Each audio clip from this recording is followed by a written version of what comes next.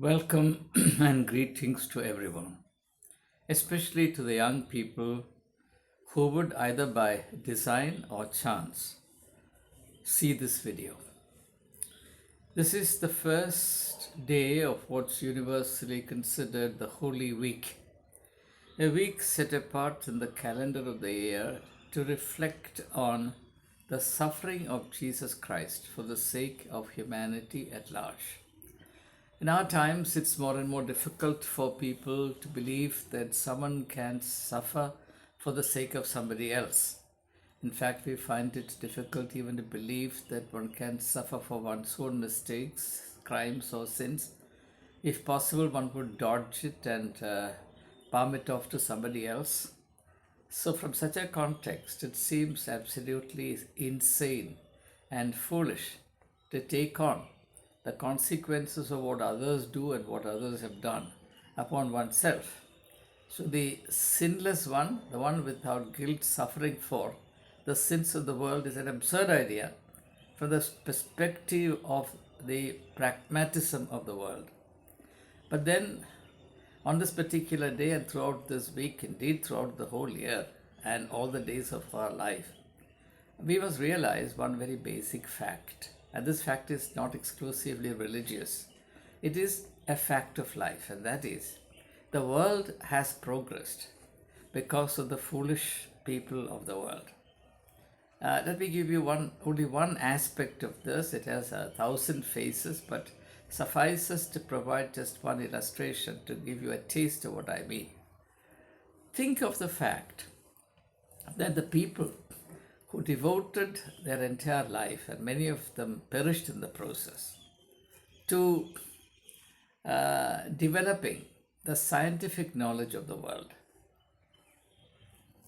Now, the scientific knowledge of the world has been built up over a period of centuries, in fact, or a period of several thousand years, millennia. And almost every one of them was foolish in the sense that the full benefit of what he or she devoted a lifetime to research, to seek and find out, was not obtained for oneself. It was conferred on the generations that came after them. In technical words, this is called chronological unfairness. Chronological unfairness. The simple meaning of that expression is that in the history of humankind, the real beneficiaries of the tremendous research, endeavor, struggle, and lifelong dedication on the part of men and women of genius are the people who come after them, who do not stir a little finger for it. For example, we use computers, we use smartphones, we use phones, we use all kinds of gadgets. None of us has done anything to cause any of these amenities to come into being. Yet we are the beneficiaries, and the person who invented the computer, Babbage for example, was not the full beneficiary of the kind of computer that we use today. I still remember the first computer I acquired in 1992. It was an IBM machine, 386 machine, which I bought from the UK on a hefty price of, at that time, nearly 90,000 rupees. And a few years later, when I was trying to sell it off, the maximum offer I got was 5,000 rupees.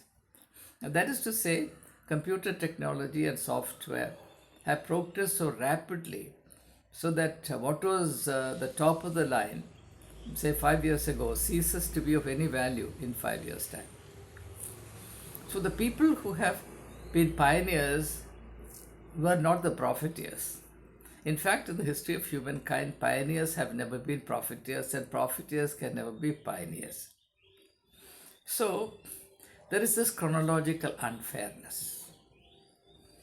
Now, if you can understand that, if you can understand the fact that the fruits of the good work, dedicated work, sacrificial work done by people, scientists, and experimenters of the world can continue to benefit thousands and thousands of generations, why do you find it so difficult to believe that the great spiritual work done by the divine lights that appeared in the domain of human history can impart permanent blessings on humankind, but with the condition that these blessings are available only to those who are willing to accept them. So I, for one, have no difficulty in believing that the death of atonement offered by Jesus Christ on the cross of Calvary can benefit humanity. But I certainly do not endorse even for a moment the cultic misinterpretation of this idea. That all you have to do is to say, well, I believe in Jesus Christ, or I have let Jesus Christ into my heart, and now I have become a new creation. Even though I lived like the old man, the old human nature that I was, to the extent that I made a verbal confession that I have given myself over to Jesus Christ. From now onwards, I am a wonderful soul, that kind of thing, and I am washed clean in the blood of the Lamb that takes away the sins of the world, and all that. All that is religious jargon. I fully accept. But if you enter into the logic of the suffering, the passion of atonement undertaken by Jesus Christ on behalf of humanity, then you will know that the supreme event in the history of humanity is something that is of permanent relevance and permanent influence on human nature. You can't deal with it in a manner that's inappropriate to it and say either that it benefits or that it doesn't benefit.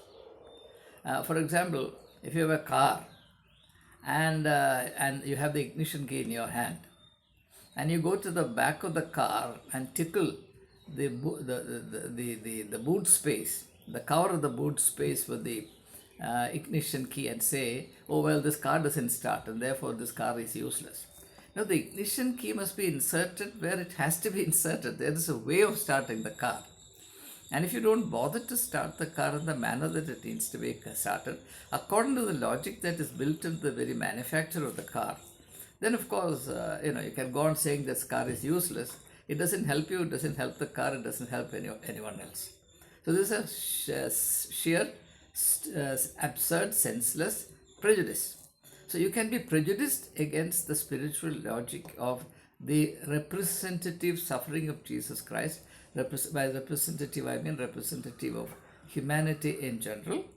And if you really subject yourself to the logic of it, then you can benefit from it. Otherwise, of course, you can harbor this sort of inveterate negativity, saying that nothing in the world avails anyone else. And Jesus Christ lived and died 2000 years ago, therefore his life has no bearing on me, so on and so forth. Now, during this period of time in particular, I would humbly submit that we focus on the essential principle that influenced, inspired, and sustained the spiritual mission of Jesus Christ that finally culminated on the cross of Calvary.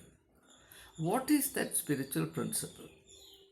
And without understanding that spiritual principle, we cannot understand the logic and the meaning of Jesus' suffering.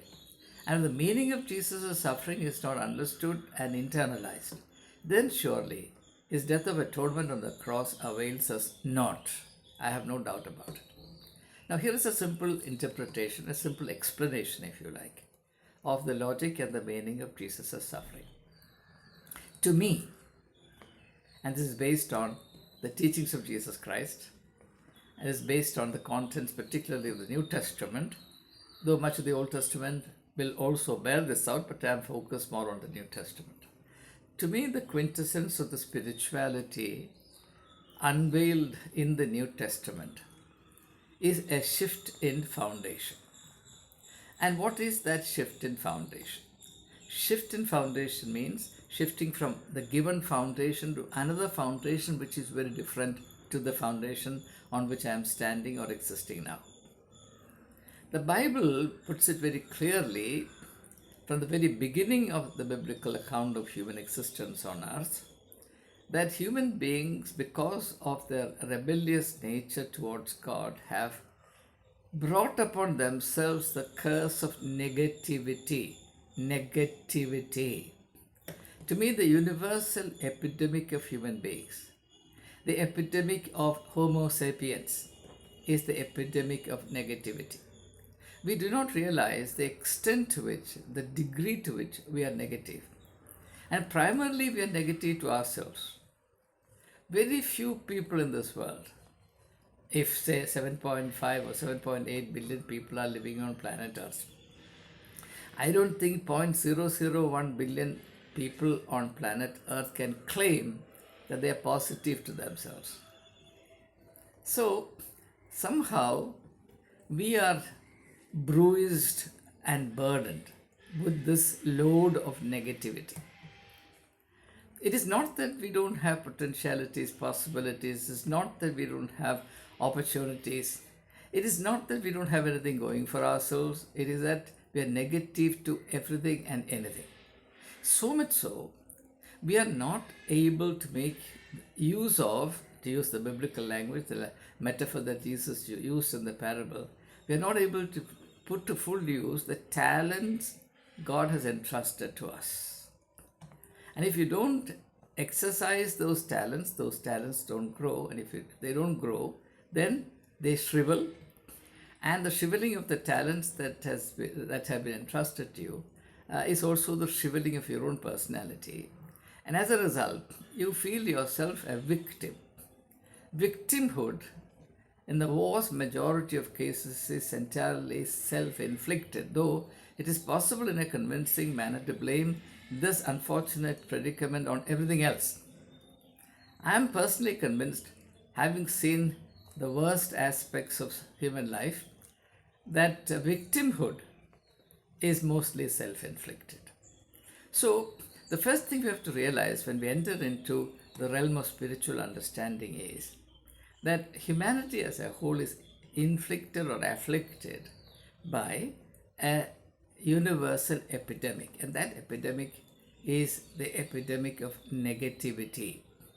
For example, John in his gospel, while commenting on the significance of Jesus Christ, writes as follows. He says, "The light that was to illumine the world was coming into the world, but men preferred darkness because their deeds were evil." Preferred darkness means they were negative to light. Or I should say, in better grammar, they were negative to the light. Specific, the definite article, the light. Jesus Christ is the light of the world.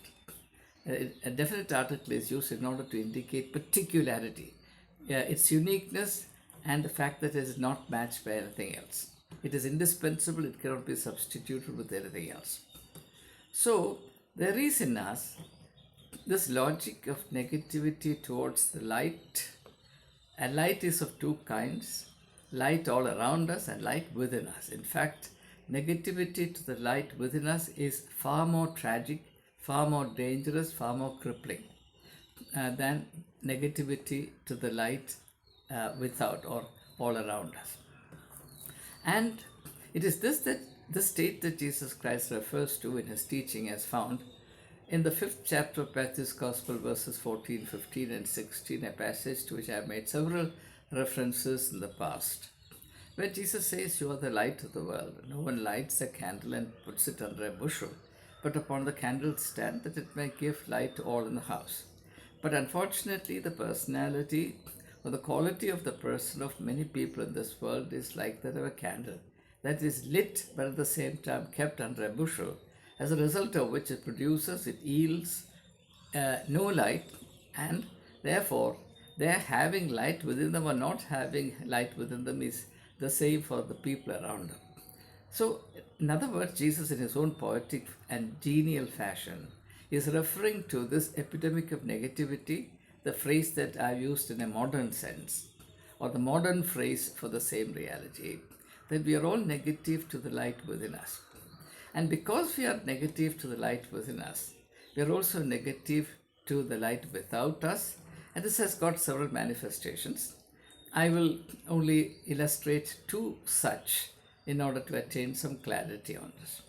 One aspect of this negativity to the external world because of our negative to the light within us is negativity or hostility towards anything that is meaningful, anything that is superior to what we are espousing or what we are propounding or what you are affirming at the present time.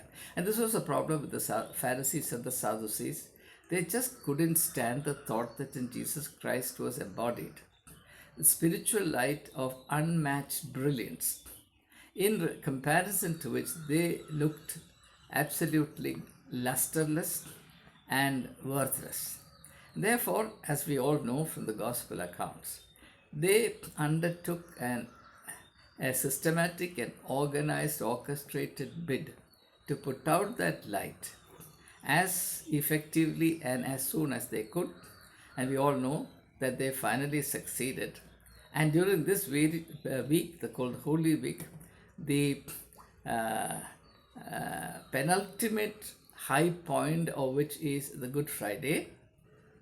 Penultimate means the one next to the ultimate. The ultimate, of course, is Easter, which is the resurrection day, which commemorates the resurrection of Jesus Christ. So on the resurrection, on the day of the crucifixion of Jesus Christ, what we find is a full expose, if you like, expose with an accent on the expose of the brutal nature of the negativity that has colonized human nature because of our alienation from God. I understand God or the idea of the divine as pure positivity. That's the reason why universally God is likened to or God is imagined as the light. Light is pure positivity. Light, even in scientific terms, scientific understanding, is a continuous outward flow of energy, not inertia. Inertia is negative, energy is positive. Light is a continuous outward flow, like a river. Light is a river of positivity. And wherever it goes, it kindles life. You have that beautiful image in the book of Ezekiel, chapter 37, where you have the vision of a river that originates from underneath the threshold of the holiest of the holies in the temple. That river flows out of the temple and away from the temple, and wherever it goes, it kindles new life. That's a terrestrial counterpart of the celestial metaphor of light emanating or flowing continuously from the sun, kindling new forms of life and sustaining life upon planet Earth. So whether it is in the form of a river or in the form of a light, it is the positivity of God, the positivity of the divine that is imagined here. In contrast, the situation that human beings create for themselves, including this great culture of many great cultures, great civilizations, 23 of which have come and gone, as is so competently chronicled by that great historian Arnold Toynbee, in the most classic study you can imagine, a study of history. I would commend that series of books, I think it's in 6 volumes, to all those who are interested. A study of history by Arnold Toynbee, which chronicles the rise and fall of the major civilizations of the world. There's a companion volume or a volume comparable to that, but not at the same scope, same scale. The Decline and Fall of the Roman Empire by Gibbons. These are the sort of books that give us a grand vision of what has happened to the human species throughout the millennia gone by. So we have to realize that what is enacted on Good Friday from, say, the night of Thursday, the Maundy Thursday, when Jesus Christ was arrested and subjected to a mock trial which culminated in the crucifixion of the innocent. That's a very concentrated, powerful, haunting metaphor of the brutal negativity that we all harbor in our nature. In fact, the primary spiritual purpose of the crucifixion and the primary meaning of cross as a symbol is that it is meant to constitute a permanent and permanently valid reminder of the negativity, the brutal negativity that each one of us harbors within ourselves. And depending on the opportunities available, we will express that negativity in a variety of forms. For example, how many of us are positive to the relationships that we so voluntarily and eagerly enter into? Why is it that so many love marriages result in quick divorces in our times? Why is it that people who are dreaming of getting a job, as soon as they get the jobs that they have been dreaming of, become negative to working in the workplace and trying to shirk work at the same time demand their pay? Why is it, for example, that today the most popular political ideology, not only in India but anywhere in the world, is the politics of hatred, the politics of negativity, the politics of violence, cruelty, murder, bloodshed? Why is it that universally people feel attracted towards those who inflict maximum cruelty and suffering on their fellow human beings? Why is it that many people, in fact, millions and actually billions of people, secretly harbor resentment within themselves, not against somebody else, but resentment against oneself because they made a mess of their life? Why do we make a mess of our life? We make a mess of our life because of our negativity, not because somebody else has caused, our paths to be blocked. Somebody has tied our hands behind our back and have been kicking us all our days. Nothing of the sort. We have been tormenting ourselves. We have been blocking our path. We have been the Himalayan negative mountain, negative impediment in our own path. And spirituality begins by recognizing this reality and also recognizing the remedial reality that God is the fountainhead of the positive. And therefore, the only panacea, the only antidote, the only effective treatment for this disease of negativity from which we suffer is attaining that very healthy, blissful state of oneness with God. When we, and through which we gain a beautiful reorientation of our personality, or we undergo a shift in foundation. The foundation of negativity is now discarded and we are re-established, or we are established anew on the foundation of positivity. That is why Jesus says, if you have faith as large as a mustard seed, you will command these mountains to move and they will move. The idea is that mountains moving at your command is of any value to you.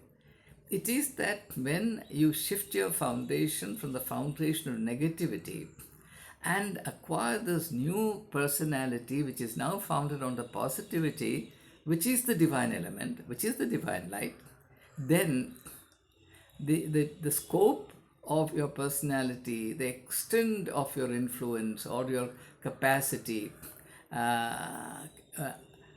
everything undergoes a tremendous transformation. And thereby, you emerge from the realm of the ordinary and enter the world of the extraordinary. So it is that affirmation that constitutes the heart of the crucifixion. That's the reason why from the cross of Calvary, Jesus would say, it is finished, it's accomplished. That's the most positive statement I have ever seen, ever made, either in philosophy or in literature or by any personage in history. It is accomplished. I don't know how many people can say that. I asked this question myself. Can I, the last moment of my life, say it's accomplished? I doubt it very much. I really doubt it. Sadly though. So, the final testament, the final statement, the final witness of Jesus Christ to humanity is that everything is possible. Everything can be achieved. All that you really want to achieve, provided it's meaningful, provided it is something that coheres with God's plan for you and the true merit or true substance of your being. Everything, even the things that you today deem impossible, can be achieved. And if you look at the secular world, you know that our species has developed and come so far only by continuously attacking and conquering what once was considered impossible. Before the Wright brothers began their work, it was considered impossible that human beings could fly in the air. Before the steam engine was discovered, it was deemed impossible that people could travel in this manner. Before the ships were discovered, It was deemed impossible that people could travel on the sea like this. Before the phones were invented, people could never believe that one person could talk to another standing in or living in another city. I'm reminded of a statement by Graham Bell, who was asked by the journalist in London as to how he would, and the phone had just been discovered. So he was asked the question, sir, by one of the journalists, sir, how do you describe the phone? What is this phone that you're talking about? So he said, you can imagine the phone as a Dalshian dog. Dalshian dog, long. The trunk is very long, legs are small. You can imagine the phone as a huge Dalshian dog, the tail of which is in Dublin and the head is in London. The tail of the Dalshian dog is in Dublin, the capital of Ireland, and its head is in London. So he says, when you use the phone, you yank the tail of the Dalshian dog and its head barks in London. So you pull or twist or yank the tail of the Dalshian dog and its head barks in London. So it was such an excitement, and people really gaped their mouth wide open, their mouth in wonder and amazement. How could this be? So please understand that humanity has progressed only by constantly attacking what once was considered impossible and making the impossible possible. We can very readily accept that as a reality in the world of science and technology, but we cannot accept that in the field of spirituality, which I find rather strange. I have to bear witness to the fact that it is possible to redraw the boundaries of the possible and impossible, provided we are in right alignment with the will of God. And therefore, ultimately, the suffering of Jesus Christ, for the remembrance of which, for the renewal of the memory of which this whole week is dedicated. The quintessence of the total experience throughout this week is nothing but the fact that to be a child of God is to be quintessentially, triumphantly, inspiringly positive. Positive even to the trials, tribulations, the afflictions of life, even while confronting death. Utter positivity. That's why St. Paul says, "Oh hell, where is your sting? Oh death, where is your victory?" The meaning is simple, that if you are in God and God is in you, or if you are in alignment with the will of God, you can look at hell and death with the spirit of positivity, when the sting of hell and the terror of death will be completely abolished. So therefore, Paul is giving us a tremendous insight, namely, that at the root of all our fears is negativity. It is psychological and spiritual negativity that manifests itself as manifold fears. And, thinkers and commentators of the modern age, the 20th century human predicament, commented upon the human situation in our times. The foremost aspect of the human predicament during this phase in the modern era is fear. Think of a poet like T.S. Eliot, who says, Son of man, what are you? You are nothing but fear in a handful of dust. Your fear in a handful of dust. Our fears have multiplied 1,000-folds. Now, wherever we turn, wherever we see, it's fear, fear, fear. I live in Trivandrum. I can't go for a morning walk for fear of being bitten by dogs. I can't interact with people as freely as I used to because we do not know what accusations will come. I cannot openly speak my mind because I do not know when the ED will come and knock at my door, even though I have no bank balance. It's mighty easy to put a man to any degree of legal troubles if the powers that be decide that he has to be harassed. So we all live in fear. What will happen tomorrow? What will happen to the stock market tomorrow? What will happen to the communal situation in the country, in Kerala? What will happen to this particular individual? How will that person react to me? Uh, all kinds of things. Fears as never before.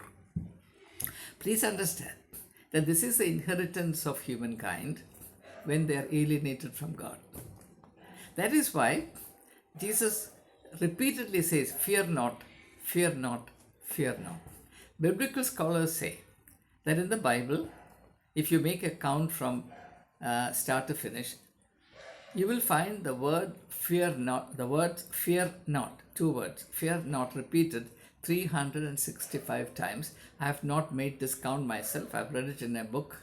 Therefore, I can't say that that's exactly what it is. The person who has published this as his finding would have done his homework, I believe. So he says that there are 365 repetitions of these two words, fear not. And if you remember the 10th chapter of Matthew's Gospel, as Jesus sends his disciples out of their mission, again he repeats this several times, fear not, fear not, fear not. Because fearing anything and everyone is a sign of godlessness. And this, of course, makes me feel rather amused at the fear in which Christians live. They live in mortal fear of their padris and their thirumenis. They're mortally scared of priests and bishops. And they will never speak their mind. They will never acknowledge the truth that they know. They will not even utter a word about the extreme injustice inflicted on them for fear of the priestly class. And to me, it's very strange that people fear priests more than God. And that is why they fear priests. Either you fear God, in which case you don't fear anybody else. Or you don't fear God, therefore you have to fear somebody else, and you fear your bishops and your priests. And of course, thereafter, policemen. You don't fear or respect your parents. You don't respect your teachers. You don't respect your elders. You don't respect wise men in your community. You certainly don't respect men of goodwill, men and women of goodwill. You respect crooks. You respect gundas. You respect men of violence. You respect all manifestations of evil. And as I forget the author of this book, Origin of the Sexual Impulse. Origin of the Sexual Impulse. You can actually Google this book. It's an interesting book. It's available on the net. And there he says, human beings have a secret admiration for those who practice violent crimes. And this, of course, this insight goes back a long time to Aristotle in ancient Athens. Aristotle, in his book, The Poetics of Aristotle, says that if a man is caught committing a petty crime, everyone will hate him. But if a man is seen to be committing mega crimes, huge crimes, then people will really look up to him with great respect, awe, and wonder. He'll be respected. And this is the contradiction. This is the conundrum of human nature. Anyway, so the sum and substance of all that we have explored so far is that this is a week wherein at least we should really meditate on the quintessence of the suffering of Jesus Christ. Jesus suffered because he is the manifestation of pure positivity, whose mandate involved his coming and being engaged with a world of pure negativity, and therefore it generated the spark, the heat, which manifests itself on the cross of Calvary as the suffering of the Son of Man.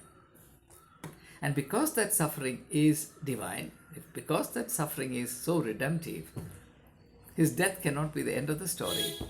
Therefore, I believe that the resurrection of Jesus Christ is a logical necessity to the quality of the personality that Jesus was, and logical necessity to the meaning of the suffering of Jesus Christ on the cross of Calvary. If Jesus was suffering for his own mistakes, his own crime, his own sins, then there would have been no resurrection. To the extent He was accepting gladly, willingly, voluntarily the suffering that is necessary in order to manifest, incarnate the principle of divine positivity in a world that is organized on the foundation of brutal negativity.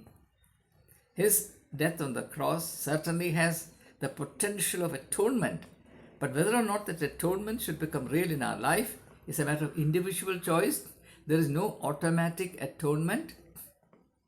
Only those who in spirit and in truth align themselves to the logic of the crucifixion of Jesus Christ will benefit from the atoning power of his death on the cross. And therefore, what John the Baptist said as he saw Jesus walking towards him, "Behold the Lamb of God that takes away the sins of the world," that statement, that revelation should not be understood and interpreted in a cultic manner. It does not happen automatically. It will happen only in the case of those who are willing to accept in faith the logic, underline the word logic, of the suffering, the crucifixion, and the resurrection of Jesus Christ. All the very best. May these thoughts become the mere catalyst in you to facilitate, to promote, to inspire further and deeper investigations into the grammar of spirituality.